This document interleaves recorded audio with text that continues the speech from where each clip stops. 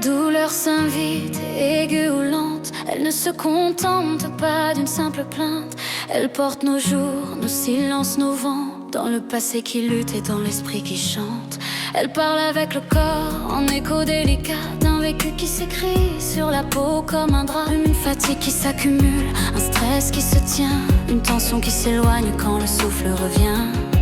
Et si la douleur était un langage qui veille, un message voilé que l'âme essaye de dire seul. Le dos porte les heures, la nuque retient l'orage, le ventre garde les mots qui n'ont pas trouvé de cage.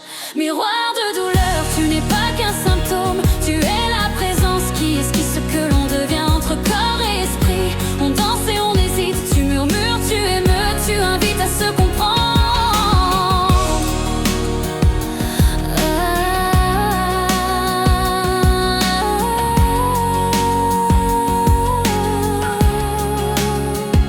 La douleur chronique passe les saisons, elle s'implante dans le temps comme une chanson. Elle devient langage, mémoire et lutte, un espace où l'on respire et où l'on cherche la faute. On croit être entier, mais l'âme et le corps se parlent. Un conflit intérieur qui ne veut pas se taire. Le sommeil se plie, l'énergie s'effrite et l'on avance en façade malgré les cicatrices. Écouter sans dramatiser, voilà le chemin. Voir ce qui cloche sans chercher une fin. La souffrance cherche un souffle, une raison, pour que la vie retrouve sa lumière et sa raison. Miroir de douleur, tu n'es pas qu'un symptôme, tu es la présence qui esquisse ce que l'on devient entre corps et esprit. On danse et on hésite, tu murmures, tu émeus, tu invites à se comprendre.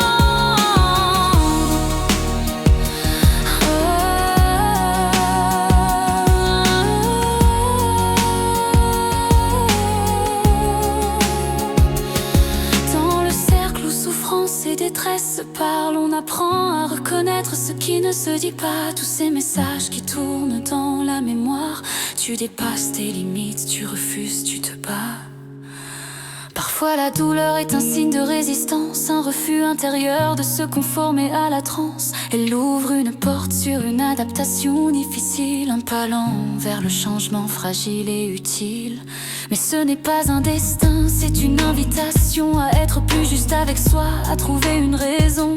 Le corps raconte, l'esprit écoute et répare, et ensemble on réécrit les gestes qui s'emparent.